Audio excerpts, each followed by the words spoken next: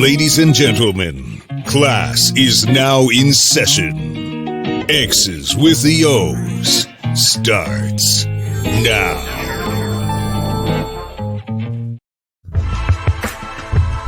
You have to plan. You have to have more plays on the goal line for sure. You just don't do the same plays over and over again. You lost because your coach sucks. He is so dumb. It is ridiculous. It takes a fourth down to get it up under. X's with the O's, feeling coach emotional. X's with the O's, with the tape they're gonna show. X's with the O's, X's with the O's, X's with the O's, feeling coach really know. X's with the O's, yeah, X's with the O's. X's with the O's. We're going to take 5 plays and take down the count. All right, you got to look at this. X's with the O's, X's with the O's, X's with the O's, feeling coach really know. X's with the O's, yeah, X's with the O's. Yeah, welcome to the show. X's with the O's, father and son. Pops used to coach, Phil used to run. He'll burn you like toast. Determination in the heart, football in the soul. Breaking down the tape, keep you on your toes. Smash mouth up the gut, watch close like the front row. Blue 30 gay, hut. 3-step drop, can't rely on the punt. Scoop blocking, hard knocks like instrumentals. Coach O preaching footwork and fundamentals. If the O-line blocks hit the second level, dedication to the game is all mental. Dash pass of the outside zone. Got a max protect, blocks feel right at home. Trolls in the blog, boys leave your cleats at home, cause this is our red zone. Yeah, X's with the O's, feeling coach emotional. X's with the O's, with the tape they're gonna show. X's with the O's, X's with the O's, X's with the O's, feeling coach really know. X's with the O's. Ryan and Matt are men of character. They are both, like Ted, outstanding leaders. I've been most impressed with how well they collaborate.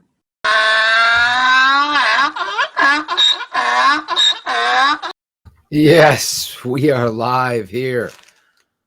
What is it today, George? Wednesday. It is Wednesday. Wednesday, the day before Thanksgiving. We're live here breaking down some tape on the Tape Never Lies Network. It's me and our guy, the executive producer here, who has had some technical difficulties this morning, but he's always finding a way. He's the opposite of Nagy. Yeah. You gotta find a way, right? Finding solutions instead of whys. Yes. George isn't asking why. He knows why. Now he's trying to work with what he's got. So we're gonna do our best today. Again, we're gonna go over 11 plays. We're gonna try to get through them quick. 11 plays that we thought were critical, that we wanted to break down and analyze with you, the TTNL fan and Bears fan, as we are on the cusp of what we believe to be Nagy's last stand.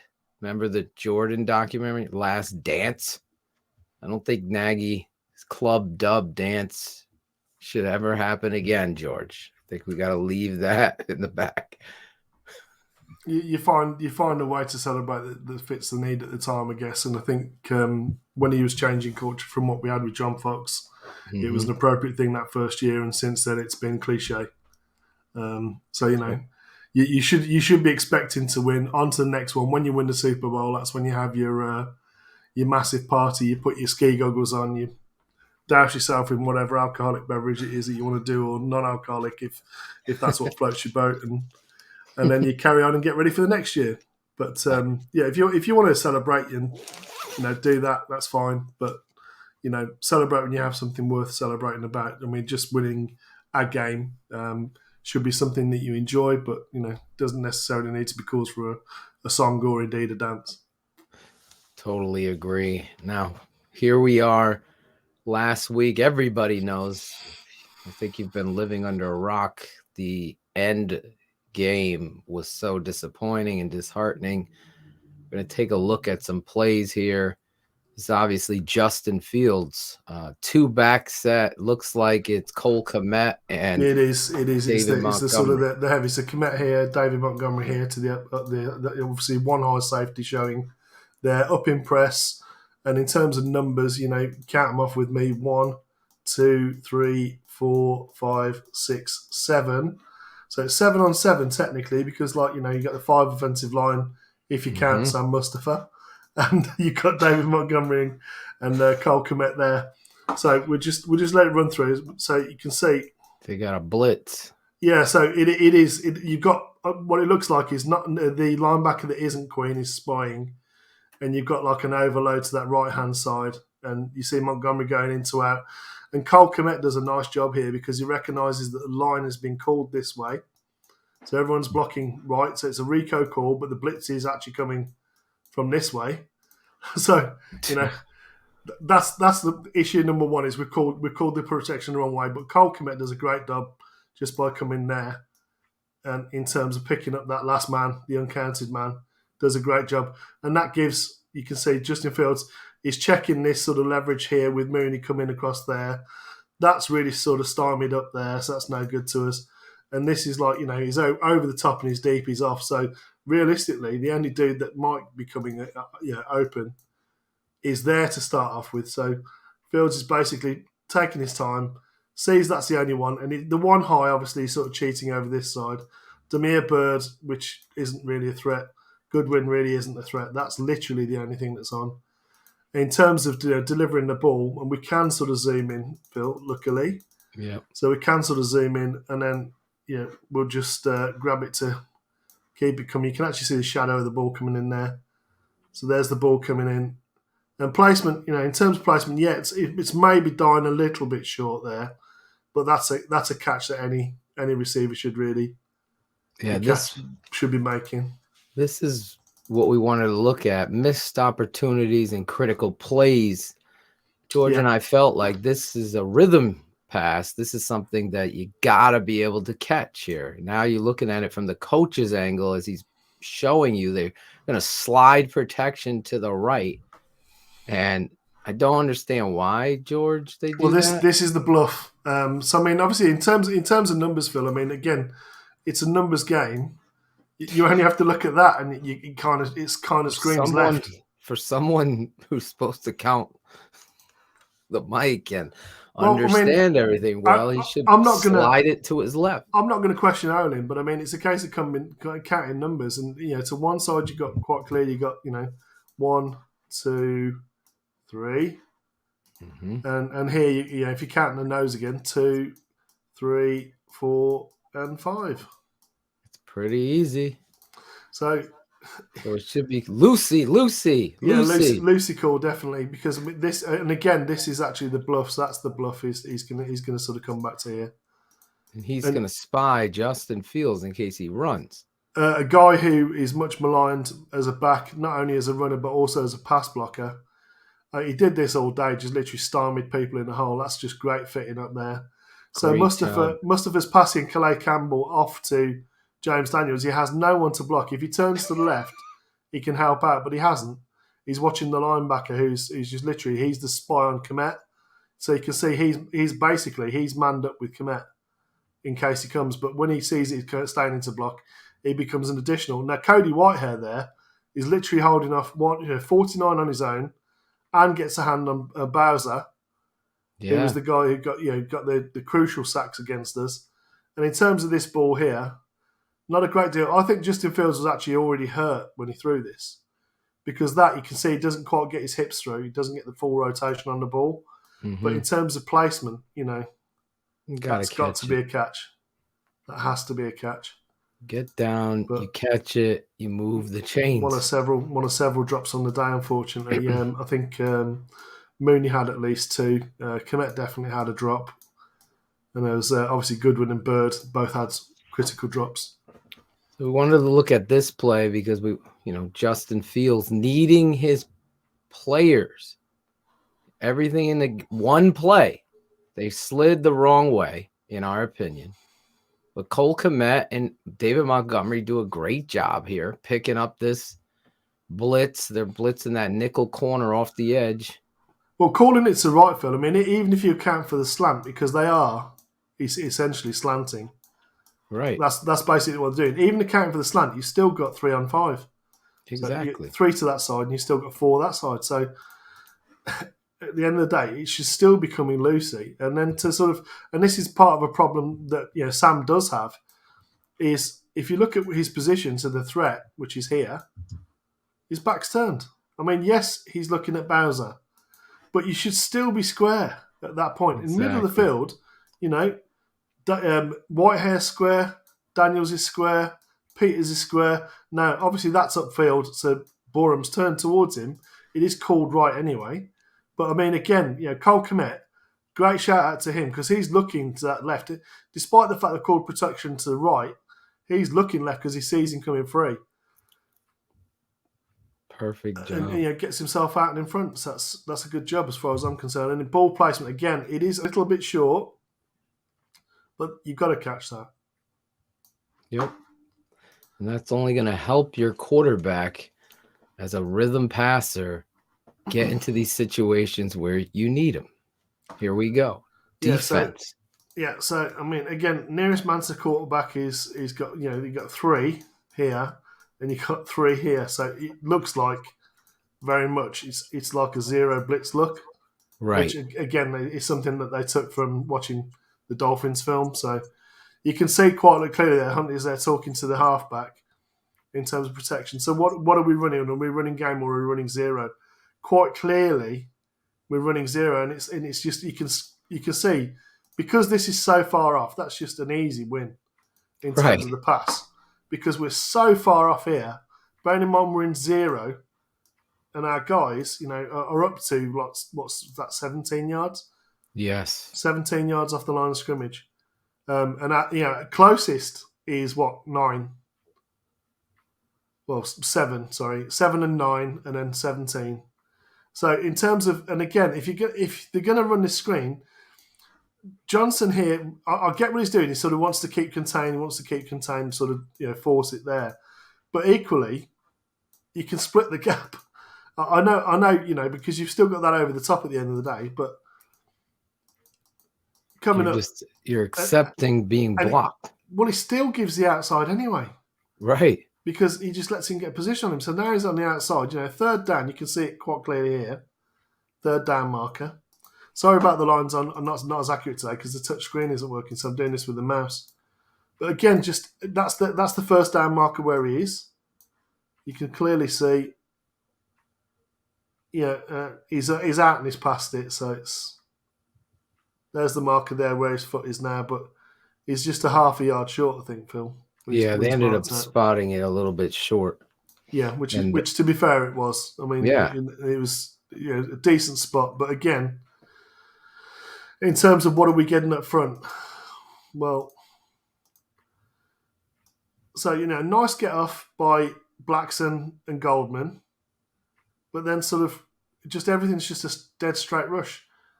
If you're they got the blitz coming on with Gibson. Yeah, so you got Gibson off the edge, and you've got Roquan running that, and it's almost like a stunt. Now, if it's a stunt, that's got to come literally straight across his face, and you just come straight. The whole point is this stunt is that you're almost doing that. That's what you're trying to do to isolate this halfback. That's the whole purpose of this. Tying up there, tying up there, tying up there, and tying up there. Fine, they've got that blocked. This is where we have the numbers advantage to this side. So if you're going to run this on Villanueva, you need to smash him like we see Khalil Mack do. When Khalil Mack's in the game, much maligned. Part of the thing that he does unselfishly for other people is he runs these stunts as the first man across. He runs them excellently. So let it go, and he does move him, but I don't know quite why Roquan's taking such a wide berth. But the ball's out so quickly because it's just we're so far wide off. Open. We're so far off. It's just an easy pass. And then Johnson is then again, getting caught on the inside. If you're going to get caught on the inside, don't engage the man. Just go straight to the position. And try to beat that block. Yeah, well, he had the opportunity to do it, and he didn't. Especially when you see ball cocked. And now he's given up the outside. And if the runner 13, just cuts up and plants his foot there.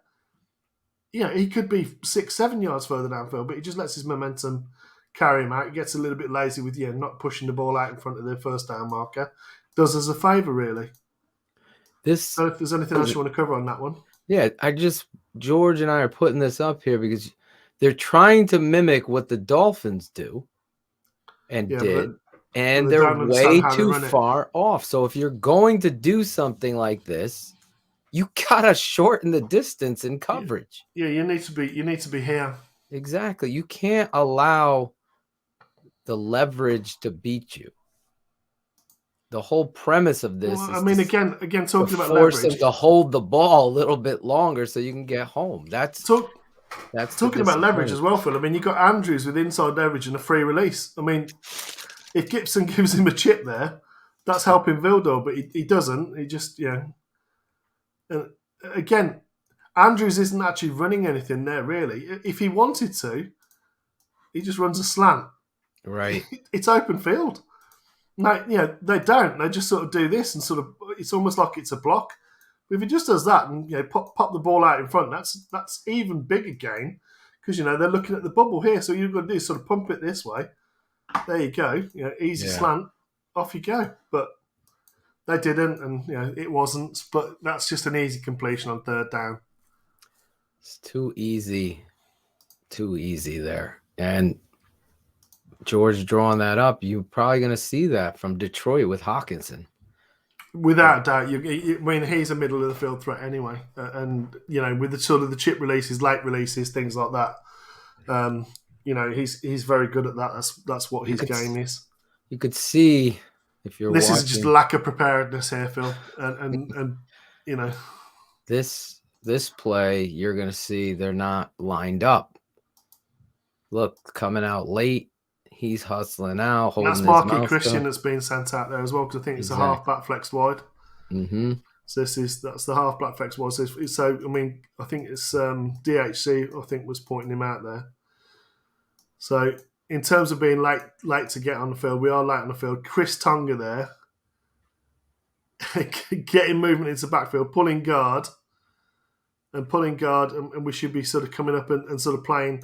Again, it's a case of pulling guard. You need to be looking because your read is this guard. Exactly. Now, if he's pulling, and the fullback's coming here, they've got a numbers advantage on this outside, and he's crashed down inside anyway. So, you need to be coming there, sort of there and there. He's got to attack. Because you've got backside contain anyway. Both these backside players here aren't attacking, they're walking almost. Well, put stress on this blocker for one. If you're the outside guy of these two, which is here, just come to here so you're outside contain. Because then he's got a decision. Either he's going to wrap round there and get this block here, or he's going to come to you and he's going to leave him free. It's one or the other. And they both. If you wait, you lose. That's three people, Phil, there. Let's just zoom in. Oh. Look at that. One blocker. 3-on-1. One blocker, and it's just we're kind of running into it there. Yeah, you're setting yourself up for failure. Because you're waiting. Because the guard, the pulling guard has come free. It's easy meat. And the person who is nearest to making a tackle is Gibson from the backside, Travis Gibson. Right. I think he makes the tackle. Yeah, I think Jalen Johnson gets a piece of him, and then he sort of just cleans up at the end.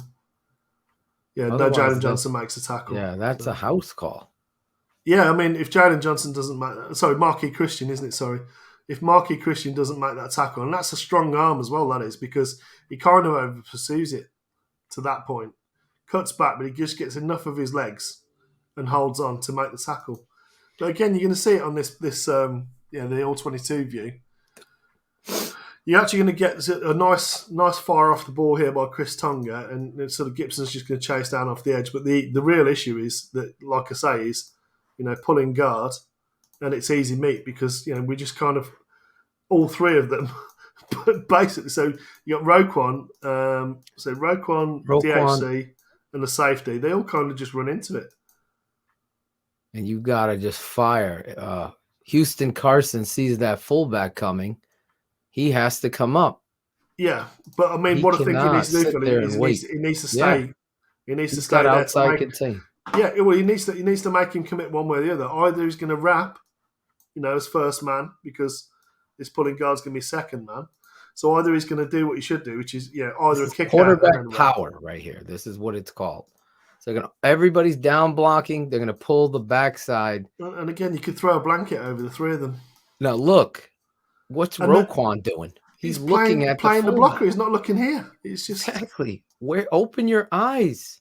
Same with 38. And why you can't see Choosing a 70 coming side. towards? Why you can't see 70 coming towards you? I don't know, but Oh I my mean, God. I mean, DHC, to be fair, sort of tries to come in, but that's the problem. Is both Gibson and Roquan are trying to run around blocks rather than take blocks on.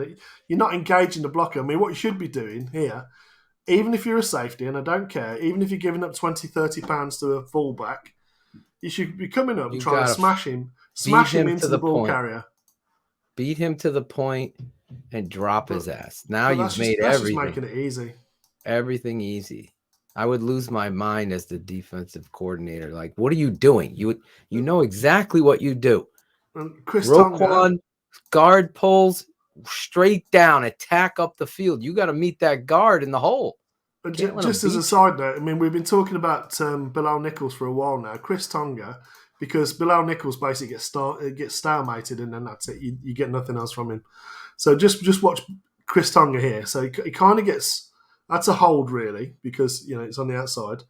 Mm-hmm. But anyway, QB goes, he's off and running. He's chasing down, trying to actually make a tackle, and he's the first defensive lineman there. So again, just better than what we have with Bilal Nichols. Again, looking at some of these missed opportunities in critical play. That's a critical third down play. They can't stop because they're not in the right position and they're not being aggressive. And this one's definitely on the refs because the ball judge, which is here, you see him here. I'll just close up on him. There he is. He should be standing over the center, literally right here, until the substitution's made. Now, this is, technically speaking, they've substituted. You can quite clearly see them up here. Still not off the field. Our guys are still not off the field. It's a substitution. Why he's coming out here, I don't know, because he should just be stood there till the ref signals, everyone's made the substitutions, off you go. But, it's the Bears and, this is what we get and everyone's coming late. I mean, it's only like, the cornerback who's supposed to be over this side, which is Vildor. He's the last man on the field. Safety that's supposed to be back here because he's playing the one high. Duke Shelley's here and, he's supposed to be over this. Jalen Johnson's supposed to be over here. We're looking in real good position here, Phil, And they're just allowed to go. And again, even if, this is the thing. Stop frigging pointing at people that are free. If the dude isn't there, come up and play him. Now, be a football player. Yeah. Play between both. It's all very well and good pointing. Jesus Christ. But, that's on Kindle Vilder. The stats boys are going to say, oh, Kindle Vilder, 158.3, passing rating. Well, dude, first of all, the ball shouldn't be snapped. He's at the hash mark when the ball is snapped to make a tackle on this dude. Is that on Kindle Vilder? Or are we, realistically, come on. This was a planned substitution after they got that first down. And he's pissed, because they've been caught out. But this dude should be right there, stopping the ball from being snapped. He has to maintain control on a substitution. Yeah, I mean, why they whistled it in, I don't know. I thought they made a reference to it in the broadcast, but again, it's just stealing. That's 15 yards stolen right there. Easy. But it's not like it's an important part of the field like the red zone, Oh no, actually, it is the red zone. Again, just a coach has to be maniacal. You're on the field, you call timeout there. Yeah. You call timeout. And you say you need to cancel this timeout because you haven't done your job right.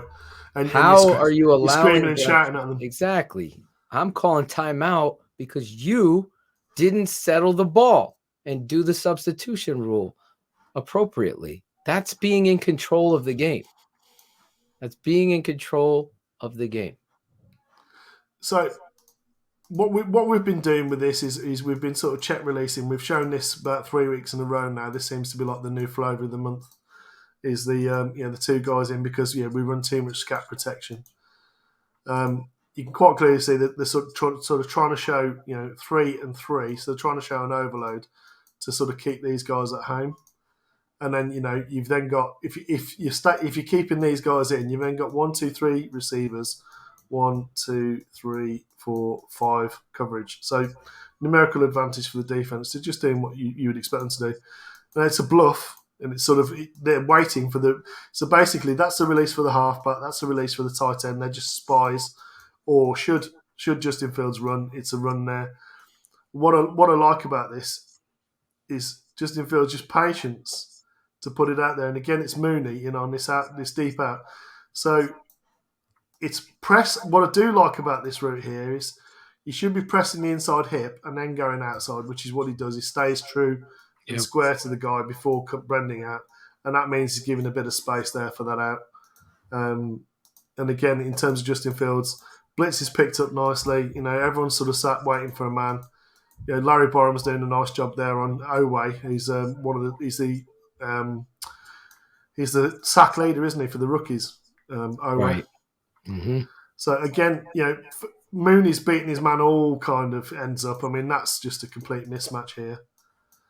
So that's a total mismatch. And, out it comes. Nice placement on the ball. Nice easy catch. Stumbles and gets smashed at the end. Gets smashed at the end, yeah. It's because he's kind of stumbling. I think if he's... Because we saw on that sort of the bubble screen thing that the Dalton completes later. Just a great job. That's an awesome ball, that. Yeah. Wanted to show you some positive here with Justin. A great job here by Larry Borum. You can see so we'll go back to Borum. Yeah, let's go. Great job by him as he controls the rush. You're building a pocket. You got to know where the launch point is for the quarterback. Look at the process here. Look at David Montgomery again. David Montgomery again on a blitzer. Just stones him. That's exactly what you want to do. And now look at the drive as well. Look at the drive. Drive his ass out of there. Good job by Peters. Now look at this pocket. Yeah, even Mustafa's getting his name back on that play. I mean, he turned his shoulders yet again, but at least he stays square and he stays in front of his man and he's working. He's giving it some effort. Larry Borum now has just got complete control over the guy. What I like is watch him sort of wait till the defensive player flashes first. Mm-hmm. That's that patience I've been talking about with him as well. I said, show him a hand so they swat at it, and then pull it away and reset. Well, that's kind of what he does there. He sort of shows a hand, pulls it away, resets. Nice shock to the chest there. Gets his hips back, stays out in front of him. Good body position. One hand on the shoulder, one hand on the hip. You're going nowhere, mate. I'm just going to steer you past the pocket. And there we go. Justin Fields has a nice little, just time to step up. See how he steps reset up? His feet. And this location, this arc on the ball, the touch on this is just beautiful. Oh, yeah. That's exactly what you want to see. And that's what will happen if you allow him to step up or steady in the pocket. That's why it's so important. And this is the bit at the end where Mooney just stumbles into the hit. Now, it is shoulder to shoulder. It is a legitimate hit, but it's still a bit. I can't stand that shit. Only because I feel like he's going down and out of bounds anyway, and he's coming out of bounds. Yeah, just put your hands on the guy. That to me should be a penalty, and the reason is because you could possibly get hurt like that. So Phil, we're actually under center, and believe it or not, on the Bears, when we actually played under center, we actually had some positive plays. I think of all the plays under center, I think we had one negative play, which was I think a toss. The toss and to David Montgomery, like on 3rd and 5, mind you. Yeah. If you're going to do it in a situation that makes no sense. I mean, that's always the way that I think works best for the Bears. So again, you got one high, quite clearly sort of in man position here, and you can see here the kind of giveaway is Humphreys. He's in outside, and you can see outside leverage because they're looking in. You know, if they were square up, so the fact they've got outside leverage kind of tells you, what's going on coverage wise. So again, sort of, and Cody Whitehair manages, I think Fields has a problem just getting the ball. You see that? Oh yeah, there. He the dropped ball it. just low. Well, I think Sam just releases the ball before it hits home into his hands, and it's kind of low, but he regathers it in time because he's fast. Gets out of the way of Cody Whitehair because that could have been all kinds of ugly. And again, in terms of playing Manfield, it's just a nice sort of just release there. And again, they're not really in stack, but it's close enough with this guy being off that you can kind of run that game and off the back of the hip. This is my favorite formation in football right here.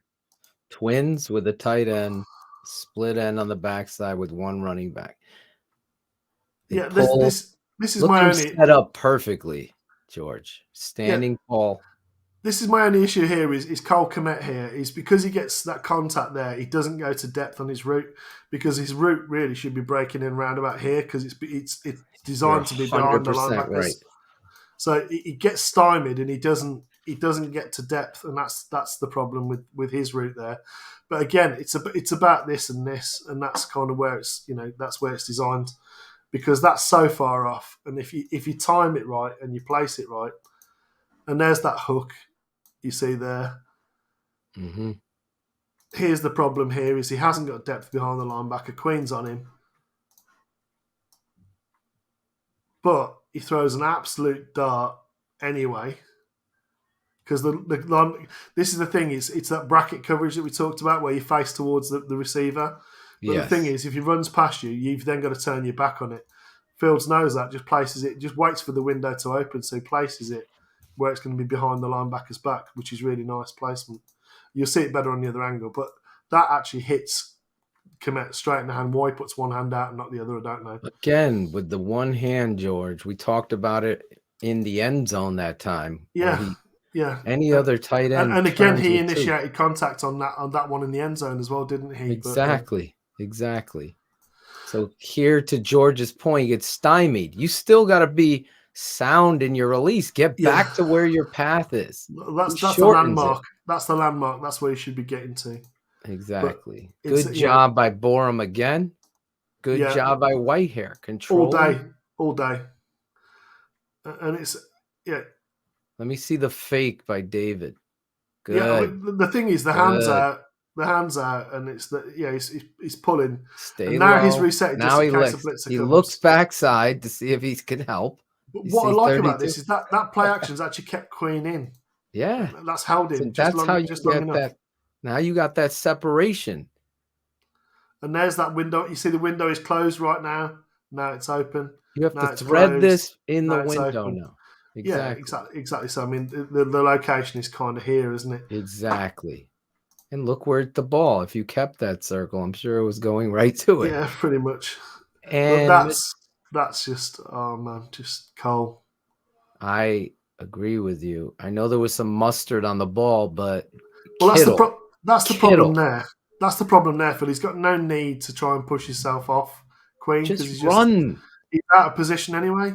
But he's out of position, so just keep going. Just keep both hands out. Put both hands on the ball. Just run through it. Or jump and grab it. We see this every weekend by tight ends. Gronk is, how old is this dude? He's jumping in the air, making you gotta be the target for your quarterback. You have to make yourself available. Kmet continues to, if it's not perfect, Cole isn't going to catch it. That's what I'm learning about this guy. He's got to be better, and you got to stop with the one-handed shit. So it's 12. It's 12 double wing. It looks like 3 because you can clearly see it looks like 3 there. Outside leverage again. So this is Dalton this time. So it's like you can see, but the linebackers bite really hard on this because it's a decent sell by the offensive line. Well, they had been running really well. I mean, almost 5 yards a carry with David Montgomery. Against the cover 3, the thing is, this route is running this guy off. And Mooney just this time, there's a play earlier with Justin Fields where it's this exact same route combination, Phil. Mm-hmm. And what happens is Mooney, instead of doing that with Fields, he sort of does that, runs, and the ball's placed here where it should be. But this time, I think this is the one where he actually continues on the line. This should never be missed by Andy Dalton. Well, it's too late. He's thrown it too late. It's too late, and there's not enough zip on it. Look at this. I mean, you're open. So this is the whole concept of it. So let's just count the steps, Phil, in terms of fundamentals of this should be 1, 2, 3, 4, 5, 6, 7, 8. Throw. Hitch and crow step. It's wide open there. And you would be able to keep it away from that field corner. If it hitches there, if he sets there and boom, gone, ball gone. Yes. But Tom Brady gets it out, George. I'm telling you. Well, there's just no velocity. There's no velocity on this as well, Phil. I mean, if you watch this here, let's just get the.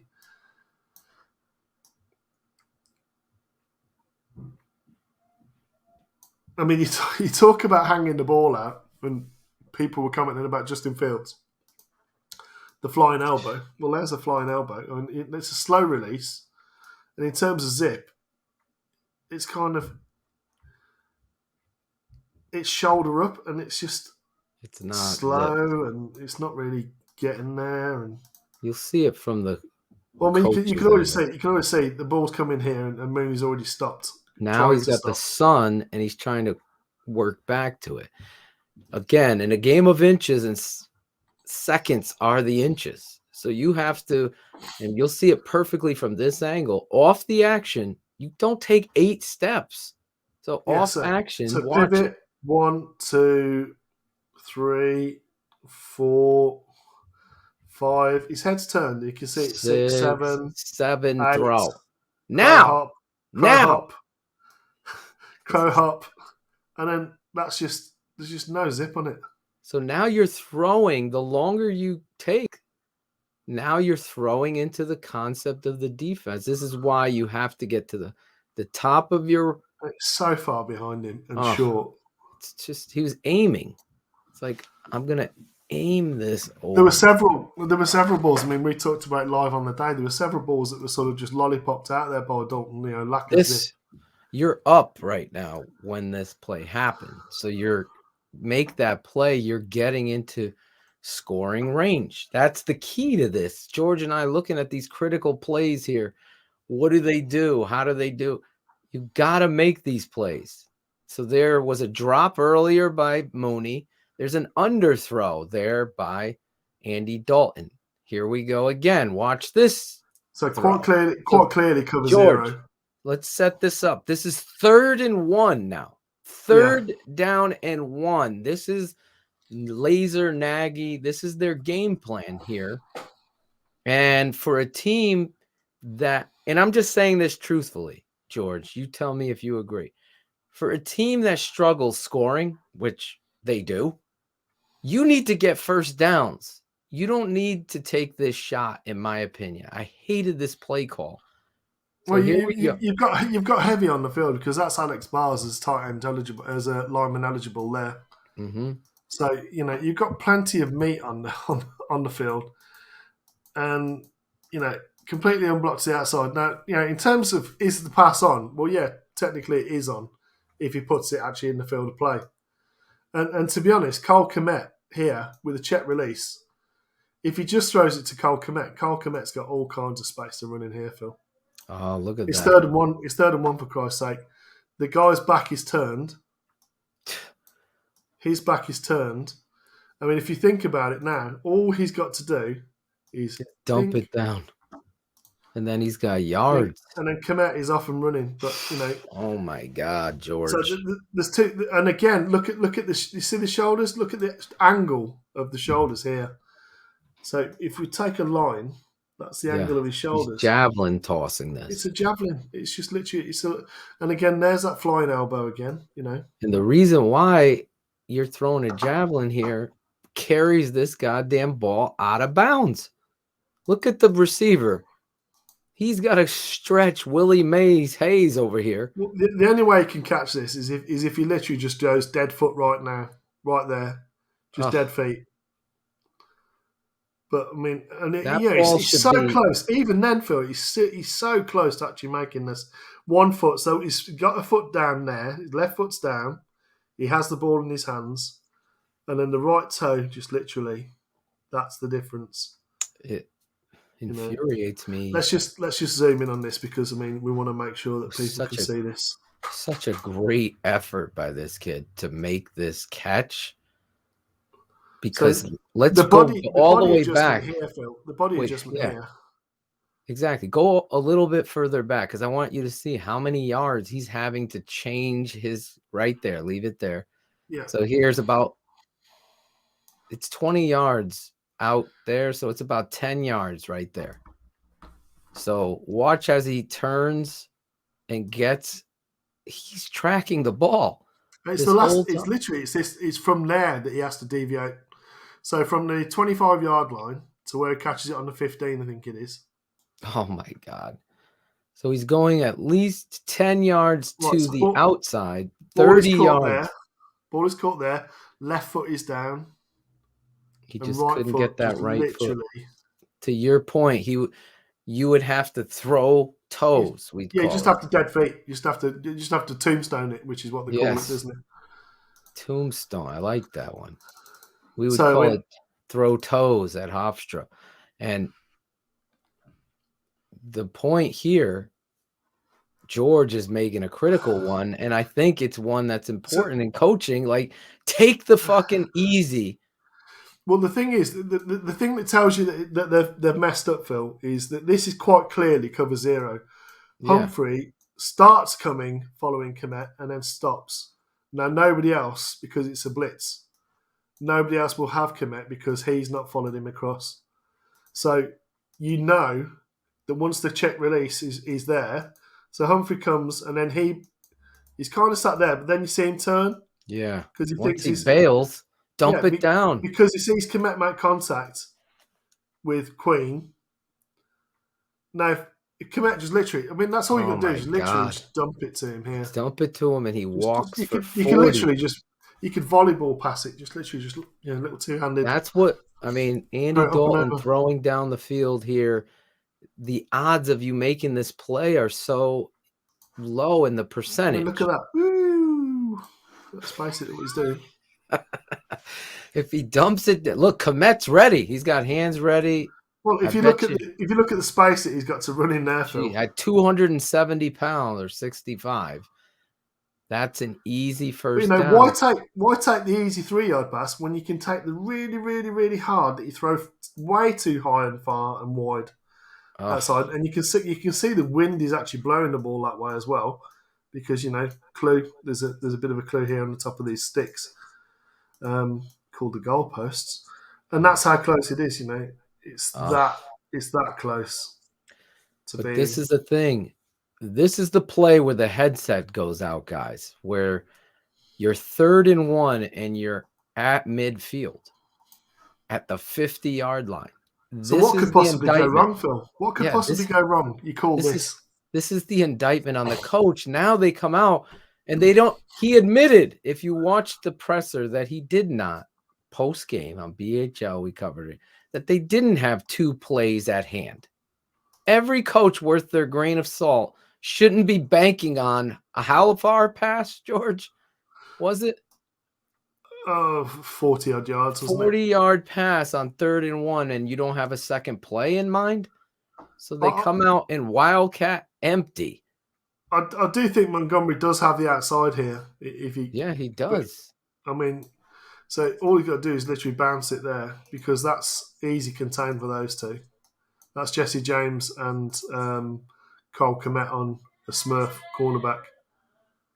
The only thing I don't know, and I was listening to Romo and I said it's unfair, is because this play is designed to go inside. So on 4th and 1, what are you thinking as a running back? Anybody that's ever played will tell you I'm thinking about getting that one. I'm not thinking about bouncing. My problem here, Phil, is if you're going to run the ball, you need to control the line of scrimmage, and there's no push there at all. No one's moved off the line. The only people that are is Jesse James and Cole Kmet. Nobody else has got off the line of scrimmage at all. Now, from the coach's angle, you're going to see it much better. I've been waiting to see this play because I haven't gotten this. And I think they called a hold on James Daniels here anyway. They do. So it would have been taken back anyway. But James Daniels I'm not sure how that's even a hold. James Daniels gets destroyed here. And you don't see that very often. Wait, he stumbles with his right foot. If you look, the turf monster on his left foot gives way. You see him trying to push off that left foot and he's giving way. Mm-hmm. So that's the reason why that left foot gives way. That drops his shoulders down. It's an easy win then for the defensive lineman. And, linebacker's already blitzing in. He thought he was going to... Larry's caught his guy instead of getting... And you got to keep your head play side, Larry. Got to get your head play side. David probably should have bounced that. There's no doubt. I mean, that's where it's begging to go, isn't it? You can see that, 2-on-1 there. But again, Bars has got himself to the inside, not the outside. So there's no... You can't really tell that by the time that, Montgomery would have got that there. guy 50 would have been Bars. on the outside of him anyway. Yeah, exactly. Exactly. This is the worst play This call. is not a hold by James Daniels. No. If anything, James, you could see they're trying to run something to the left side. But it was short anyway. I mean, they could decline the penalty and it's still a turnover. We wanted to look at this because here's your coach in the most critical moment. You had the mismanagement. You're flipping out on the sideline. They have to call timeout, and they come out and run Wildcat, empty, to try to get a first down and continue this drive after they threw an over 40-yard pass on third and one. Wildcat. Shotgun Wildcat, exactly. Shotgun. I mean, third and one. You're not even running under center on 4th and 1. You're not even under center. You're snapping it back 5 yards. In fact, let's just go back just to make sure. I am right, aren't I? It is shotgun. Yeah, you are. It is shotgun. So what's the best way of getting 1 yard? Let's snap it back 6. My father has always said, you don't go backwards to get one. Go forwards. Well, if David Montgomery get him under center and do quarterback sneak. Exactly. If David Montgomery is under center here, yeah, you don't think David Montgomery is going to drive, even if Mustafa gets blocked? You don't think he's going to find a crease and get a yard? Oh, my God. But, snap it back 5 yards. Let's go back 5. Hope we're going to block this. Then don't get any push up front at all. Then don't get a push. And then Turf Monster gets James Daniels' left foot when he tries to push off. This is the dumbest play call.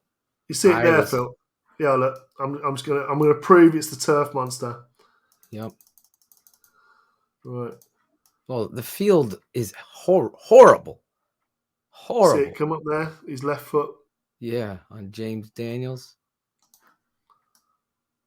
Right there. See it? Yeah. You don't pick that foot up. Jesus Christ. The field looked like garbage. Well, I mean, it looked nice at the start of the game when it was painted. You can see it there. Now it's just dirt because, we run, 300 high school football games a year there. Right. Because, the Chicago Bears, $4 billion franchise, aren't good enough to get their own field. You've got to share it with Yeah, it does expose the lack of preparation. You think these are big moments in the game. You want to have a plan here. There wasn't a plan of 2. This is 2-down territory. So George is my offensive coordinator. I'm the head coach. It's 3rd and 1. This is 2-down territory for me. There's a bit of foreshadowing here as well in terms of what goes on. Because that's what you do as a head coach. They didn't have a plan. Then they come out with gimmick. That's your stacked bunch to the side. Now moving on to the next play. But I wanted you to to what Cameron's saying, you could see the lack of preparation. If you're trying to win that game and you saw the emotion of Robert Quinn and Roquan after the game and they're upset. Preparation off a bye week at that. Exactly. This is the fourth time you've lost off a bye in a row. You can't figure your identity out. All of this stuff is the reason why he's got to go. So, again, so what I was saying here, Phil, was that there's that sort of stacked bunch. Now, later, you get the wide receiver. This is actually reversed. There's a wide receiver up on the line, and Andrews is the off man behind with the Vildor play. This is. Well, it's not Vildor, but, we'll show that anyway. And the wide receiver actually sort of motions in to become the sort of the free release. So there you can see that in terms of who's running what there on the top side, is you got the double A gap bluff. There's only one receiver to this side of the field. So, and this is part of the issue I've got with Decide. There's only one threat to this side of the field. There's four here, yet we're running zone. So in terms of zone, to this side of the field, let's take the line from where the centre is. To this side of the field, we've got that, and that as zones. To this side of the field, that, and that versus four. So, but Roquan's got to come from an A gap to 3 outside releases and a late release there from the halfback. So Andrews, you can see Andrews free release off the line. Now brackets him nicely there, Roquan Smith. Marquis Christian has got, is it Duvernay, is it 13? Yeah. And the halfback is completely free. And then he lets go of him, Marquis Christian, because he's got two to be concerned about. And again, Gibson, in terms of being back here, this is part of the problem. Because we're running zone, we've got basically our best safety at the moment, DeAndre Houston Carson, just twiddling his thumbs over here. To Sean, I have mental lapses. Gibson is back here. And you got Vildor and Gibson both running sort of deep zones. It's like a cover six, isn't it? 4 to this side, 2 to this side. And there you go. See, I think this is on Vildor. It is. Vildor should stay there. He's got to stay outside. He's trying to help out with that curl, and then Vildor freelancing allows that one threat in his area to be open. You have to be. So you've already got 4 here. So the problem is, and this is the real problem, is he's looking straight at the quarterback. The only guys who are actually playing responsibilities, if you look at the way they're playing, is Marquis Christian, who's looking at his threats. Threat 1, threat 2 for Marquis Christian. Roquan's playing his threat, and you've got DeAndre Houston Carson, who shouldn't even be there. And that's Deion Bush back there. DeAndre Houston Carson sort of looking. There's nothing coming middle of the field. So, we redundant. Everyone's 3 on 2 basically, because you got 3 on 2 underneath. Now, if Vildor stays out, he's got to throw the flat. Yeah, or that curl there. You've got to be aware of the fact there's 2 people here. In fact, there's 3, isn't there? So yes. You've got 3 people there. So 23 will get flat to curl. You got over the top. Christian's got the under, means you've got the over. So exactly. That guy's going to come free. Now, if that guy's going to come free, you've got safety help. That's exactly how it should be. He got caught looking inside. Yeah, he's looking back at the QB. He's caught ball watching. It sucks. But again, I just hate the fact you're asking Roquan Smith here to cover the tight end. Right. And you've got, bear in mind, there's no threat at all other than one receiver to the other side of the field here. There's one receiver over there. You've got 3 defenders covering that side of the field. It's just redundant. This is why I hate us doing. We don't run zone very well anyway, but when you're going to run over, you just have the safeties run the over. Yeah. And again, that's the one player I will say, Vildor is caught ball watching. there goes the player to totally the inside. agree. He's got to stay to the outside because Christian's basically been put in the blind there. Well, this is something that you have to preach over and over. That's the thing. When it comes out into that bunch, you got to communicate who has what. And this is exactly the same thing again here. So this is the dagger, right? This is our last play. So listen, let's answer his question before we go into the. I can't see the questions. Don't forget.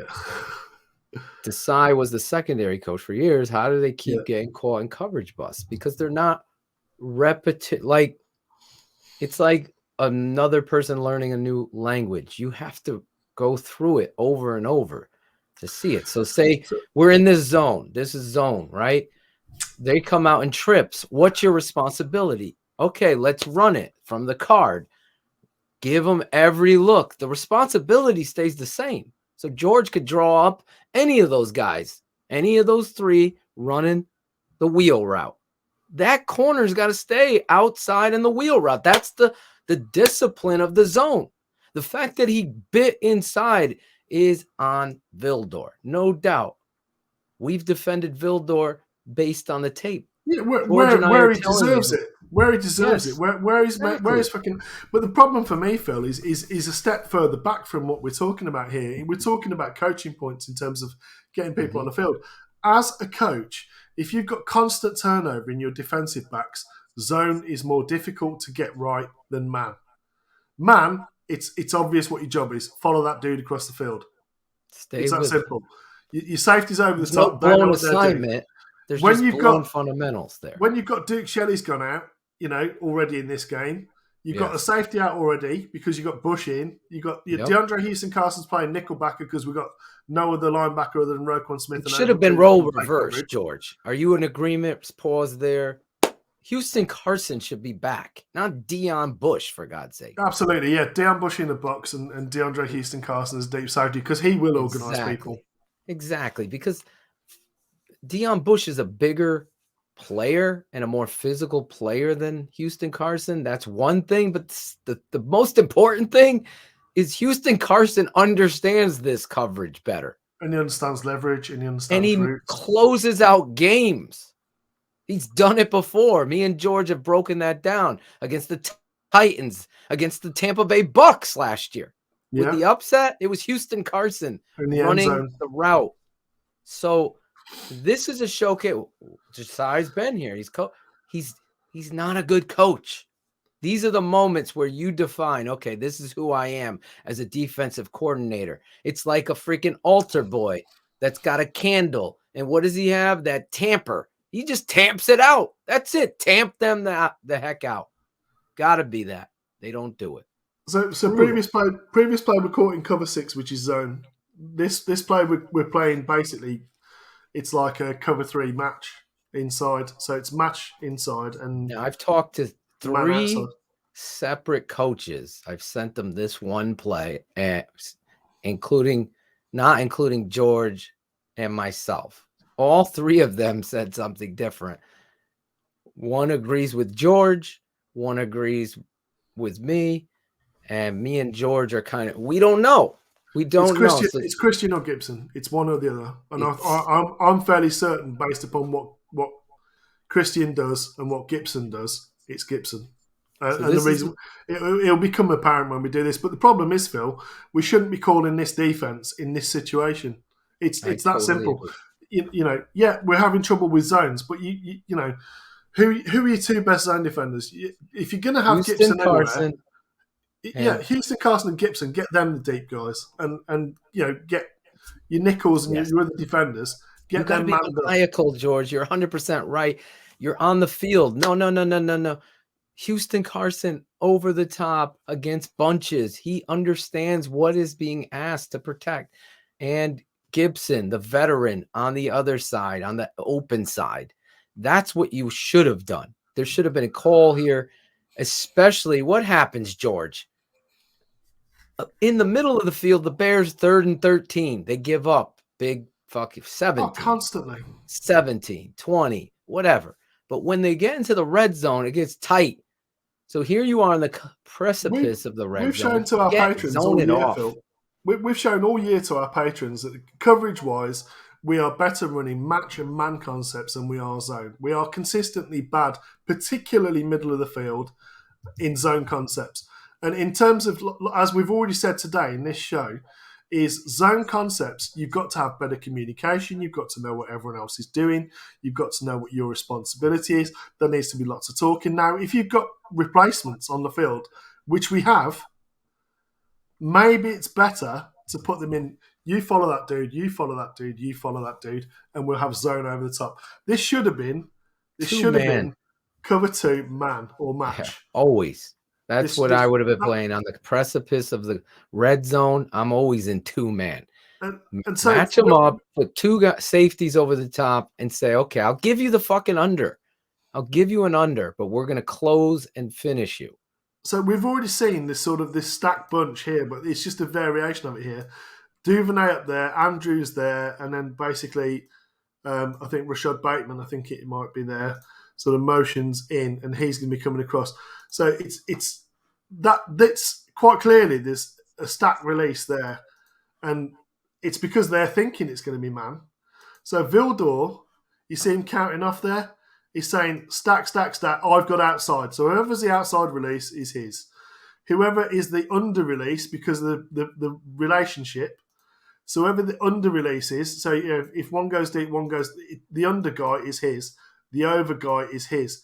So the fact that this is man and he mans across means whoever comes to the outside deep is yours.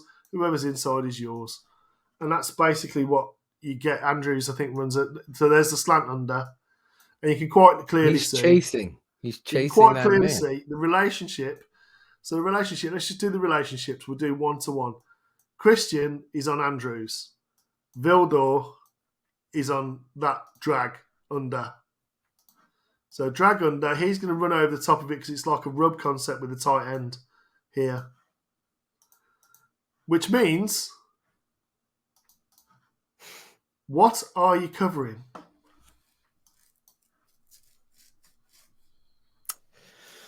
It's biggest They play. are quite clearly, you see Christian there with the left hand pushing it to the outside. Mm-hmm. So you've got those two are following that one. Now, even if this is a foul up, which I don't think it is because it's man everywhere else, Phil. Man, which makes me think man and man. It's one high. No, that's why my buddy is a secondary coach in college. He agrees with George. He thinks Gibson is responsible for that man, the outside release. That's on you because the corner's chasing. Me, I think there's a mess up in communication based on the bunch route. These are the two under defenders, Phil. That's the over defender. So whoever it is on here, and it's basically it's this guy just does that. Yeah. Whoever the deep guy is, it doesn't matter which one of these three is because it could be that and that. You know what I mean? Yes. But it would still be you and you on the under routes, you on the over route. That's the relationship it would be. You're making me think you're right. But I think they blew it because it should have been a call, man, he's free based on what he's doing. But again, George, me and you are guessing.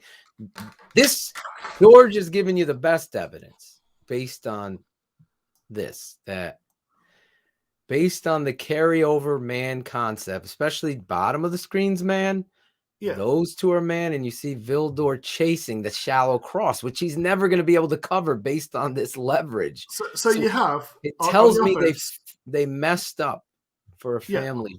I didn't swear, George, for the family. It's okay.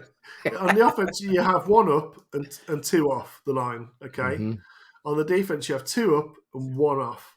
So that to me, relationship-wise, tells you we are expecting some sort of game here in terms of these go back a little bit on this play. Yeah, because I want to see if there's a point of communication. So what tells me points and tells somebody on the motion something.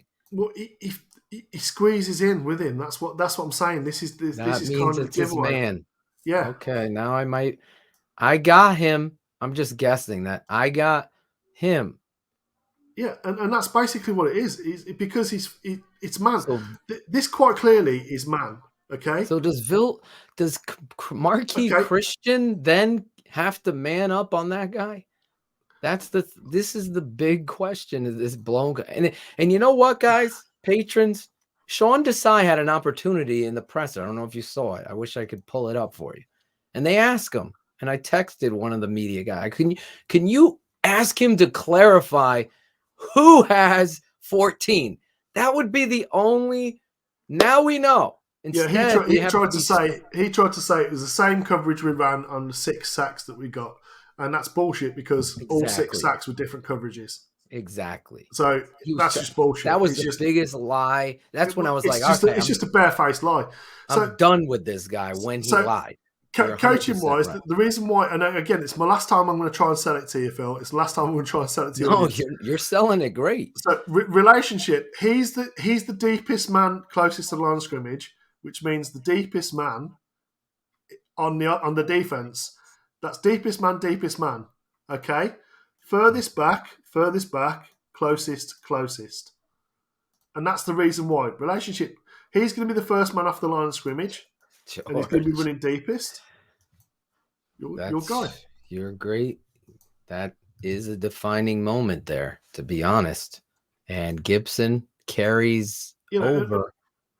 People worried about this being open under. It's third and really long, and he's basically running at the line of scrimmage.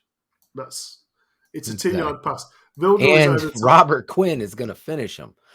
Now, when we go to the coach's angle, we're going to show you something else that's a problem of this. Well, you mean the Holden Mariota Jr.? Or? No, Cassius Marsh does not. He fiddle faddles, and he's got to just outside contain, stay out there.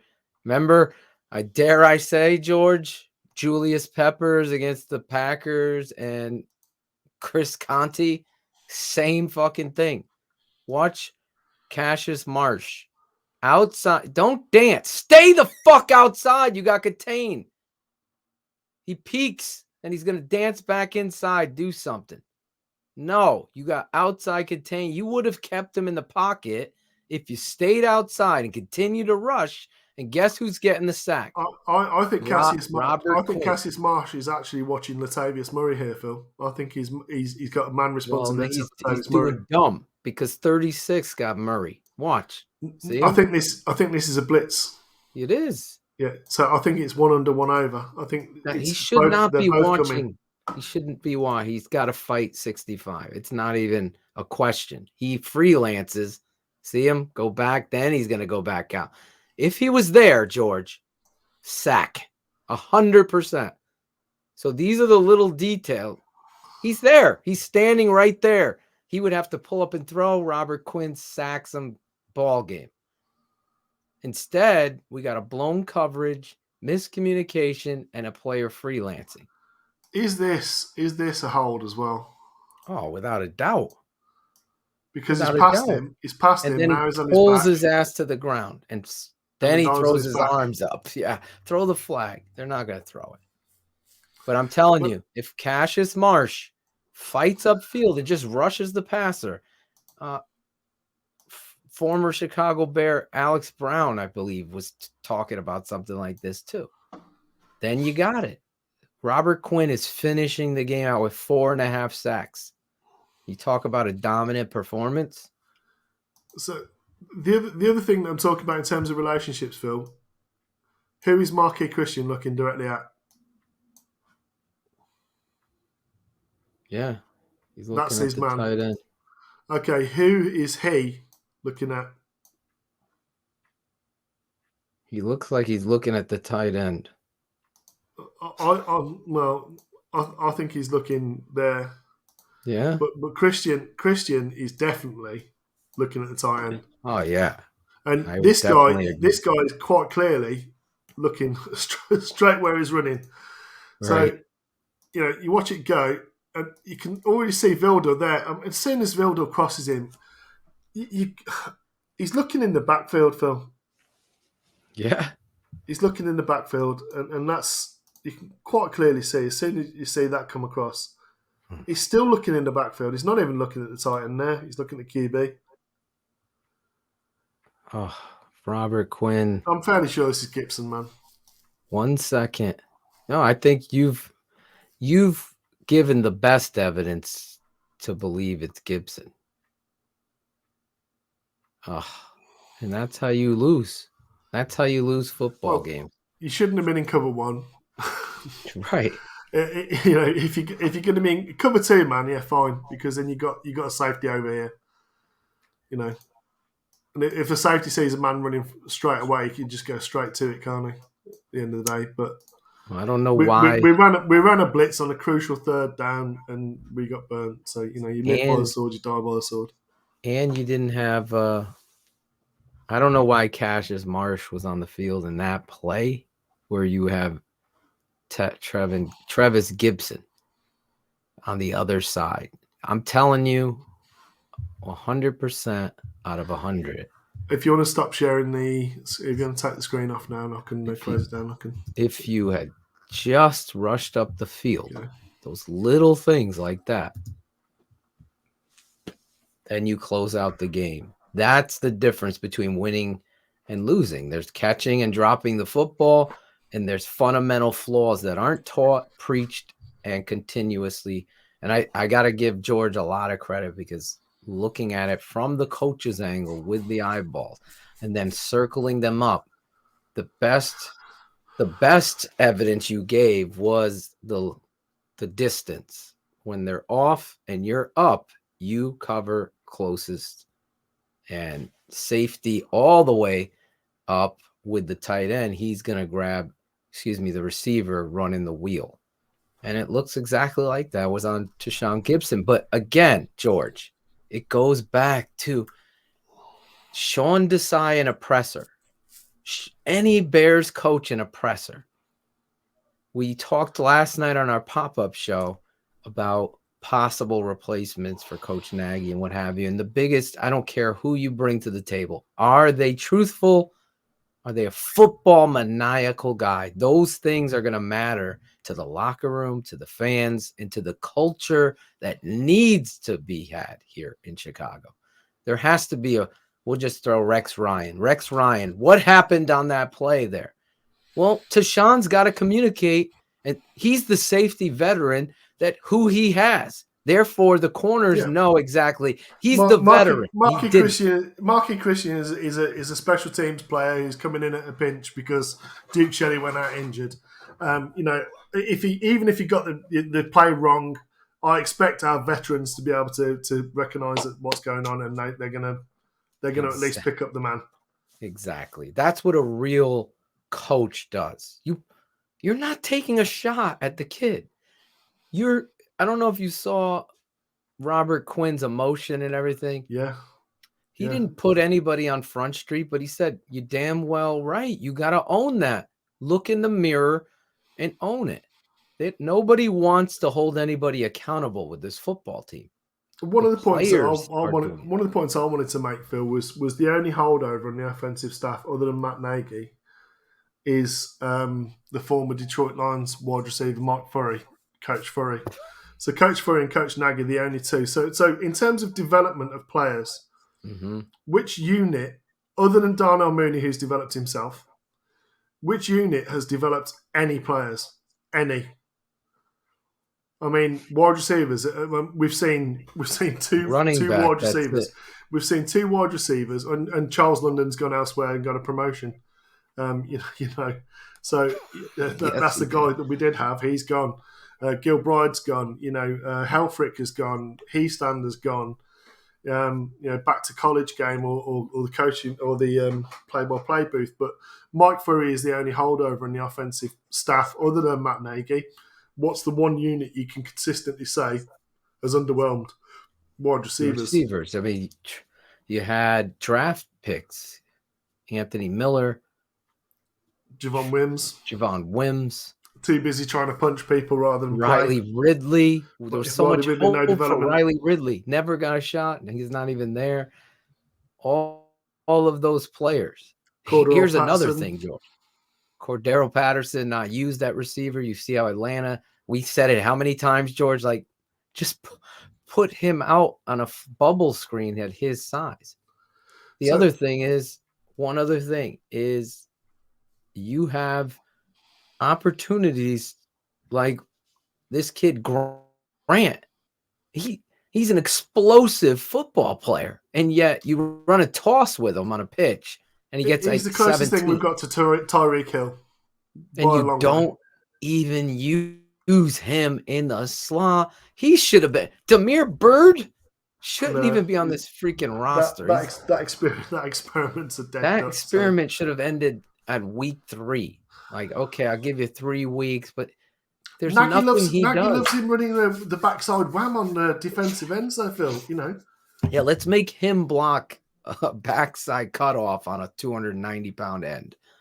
This is the stuff that continues to happen here with the Chicago Bears and this offense. But that's the thing for me that's the real indictment of Nagy is that any voice that could possibly question legitimately by virtue of the fact that they are respected coaches.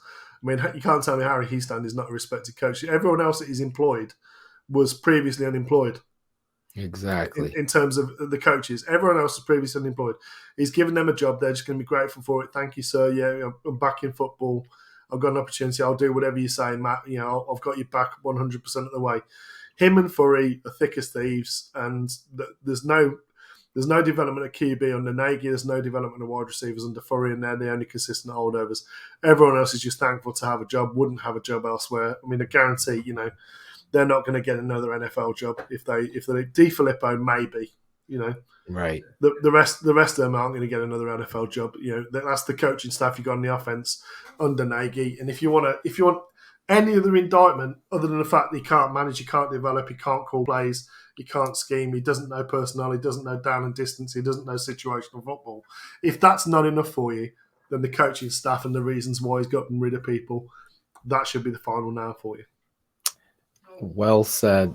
I hear my father entering my house. So those of you Coach wondering, but my dad wasn't on the show today because he's traveling up for Thanksgiving to spend it here with us at the Atoshin household. Today, my daughter is playing in Powder Puff, so we got to head over to the field as they in Connecticut, in our town, our hometown, separated by the tracks like a movie, East Side versus West Side. They developed and were the first one in the United States to have the game Powder Puff, where they took the senior girls from the rival schools and taught them football for weeks on the weekend, and then they rival it out the day before Thanksgiving. It's become a huge thing. ESPN and everybody's come down here to cover it. Today, my daughter participates. She's going to be punt return, kick return today, so she's nervous. That's where we're going to be heading. Tomorrow we'll be live on Bears Hour Live. Go Sunshine. All the touchdown Sunshine. I hope. She's nervous, George. She gets home from work last night at 10:30. I hear some boom. It's her punting the ball to herself, hitting the top of our roof at night. I go, home girl, it's bedtime. You can't be out here at night trying to just get under it. If it's low, let it go. If it's high in the sky, get under it and catch it. So hopefully. I thought this was an interesting comment, Phil. Who would have thought we'd have a less productive number 10 on the field? My boy Don Diz. I hope you guys loved it. I guess Duke Shelley is going on injured reserve. So there's your nickel corner. We need that meme. We need that meme where the dog is just sat in a room full of fire, and this is fine. It's all fine. So we'll see. Alex H. Do we love Bird's 5 catches for 32 yards on the season, George? that 6 yards per catch is that's peak performance. I'm pretty sure that Daz Newsome wouldn't have been able to get 6 yards a catch, Phil. It's unbelievable. You guys are amazing. Like I said last night on the pop-up show, if you didn't get to see that, George, I sent you an amazing shout out on last night's show because I appreciate it's true. It because it's true. But we broke in and pulled the curtain back on our time at the old network. We went and talked a little bit about that, and we talked about possible coaches and everything else of that nature. Dad, you're here. Coach O. Coach O, you want to say hi to the fans real quick as I wrap up? He's putting pies in the fridge, bringing pies from the farm. Phil, it's your dad. Yeah, Phil, it's your dad. So Bullets, I saw you and a few others. My dad was driving from Rhode Island, Bearlissimo, the great Bearlissimo from Europe, from the UK, doing it again. Hello, everybody. There he is. George is here. We just went through a little tape to get for today, and then we're gonna, tomorrow will be Bears Hour Live. You want to say hi to everybody? How's everybody doing? Everybody's How doing you doing, good. Coach? How was the drive? Was there traffic? Only on 95 until we got to 9. It was great. 9, everything else was great. Good. Took us an hour, 15 minutes to get here. Well, you did it in record time. Yeah. You ready? How you doing, George?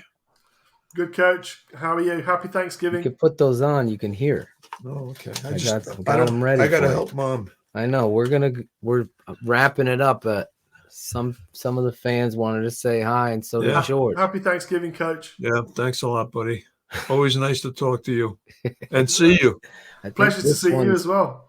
On the wrong way. There you go. Right. There I still can hear him. It's because I was shouting, Coach. Happy Thanksgiving to everybody. We'll see you guys tomorrow. My dad will be live. Chris Zorich is going to join us, the former Notre Dame 3-time All-American, former Chicago Bears second-round pick. He's going to jump on with us as well. It's going to be a lot of fun. We'll see what happens.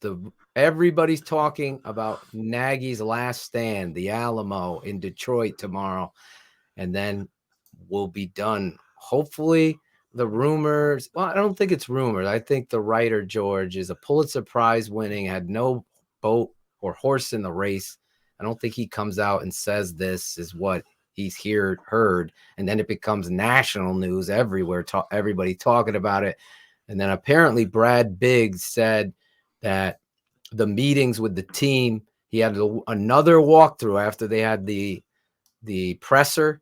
So they went back and had another walkthrough, and then he basically told how much he loves this team. And it was kind of like written, Brad Biggs, that is, writing that. Yeah, they canceled team meeting afterwards. They canceled the team meeting afterwards, saying, okay, let's break this down, family on 3. And it was kind of like a goodbye to the players, like this is it. So we'll see. We know that, listen, nobody wants anybody to lose their job, but I don't have any. No, like, you don't want the worst for somebody. Like what happened to his kids. No, that's disgusting. That was bad. Yeah. But they're teenagers doing it from a rival high school. I get it now more. I thought it was his own fans doing it, which I thought would have been worse. But anyway, that's wrong. Chanting it at the Bulls game and the Soldier Field, it should be chanted again tomorrow just for ownership to just re-emphasize and highlight. It's time for Nagy to go.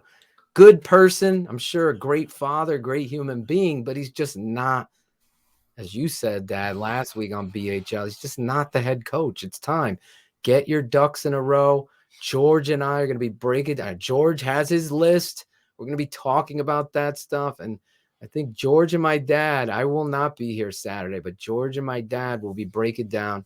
If they don't have this film, then a little bit more of the Ravens game with George, looking at some of the offensive line issues with my dad on Saturday. So no, I should have that tape before Saturday. Should be Friday. Should have it. So you'll have Detroit tape with my dad to look at what transpired on Thanksgiving Day. We'll be breaking it. What time, George? How does midday grab you? Midday, 12? Yeah. That's fine. Okay. Remember, this is rivalry weekend in college football. I know Zorich is watching. I don't know. It's going to be Michigan, Ohio State at noon. So you'll be able to catch the second half of that. however you guys roll. I appreciate all of you. George, God bless you. And I know you didn't have any pilgrims that landed in. You might have had some relatives, though. My relatives were being sent on ships to Canada and Australia as deportees. But we managed to rat our way back into the country, so it's all right. Well, we love you here, George. Give our best to your wife and your kids. Will do. We love what you do. If you are just watching this on the YouTube channel, because we're going to release this later tonight to the world of TTNL. Yeah, it's usually better. It's usually better because I've got my touchscreen, but that died this morning. So yeah, literally, I got to give you an extra shout out. Those of you that don't know, George has a touchscreen and just does a tremendous job. He had to rework the routes and do what Coach Nagy couldn't. He had to change course in the middle of the game and get us ready. So he did another great job. Unbelievable, George. Unbelievable job. And listen, I want to shout out for Larry Pasquale just talked to me on the phone and wanted to give my best to my family, especially Phil. He says he's so happy that his daughter is versing his first cousin in the Powder Puff game. And yeah, it's really unbelievable. And to do 2 grandsons that are pretty good football players playing, high school ball now. And the other one's going to be in high school. All the touchdowns. It's going to be exciting going to these games. I'm telling you right now. Yes, it's going to be. We're going to hit it off, and we'll see you next time. If you want to become a patron, it's as simple as thetapeneverlies.com. I thought there was a banner on here, but it isn't. So where is it, George? I'm looking for it. Well, I'm just making one now. Thetapeneverlies.com. Head over there. It is. It'll take you right to become a patron. You get these kind of shows every Saturdays and pop-ups like today is a Wednesday. George and I jumping on, breaking down 11 critical plays in this game that we felt Coach Nagy and the players showcased the lack of fundamentals, the lack of technique, and hash it up. Get the chant continuously going on Thanksgiving Day. Fire Nagy. Fire Nagy. So for my dad and George, I appreciate you guys. Thank you so much for watching X's with the O's here on the Tape Never Lies Network.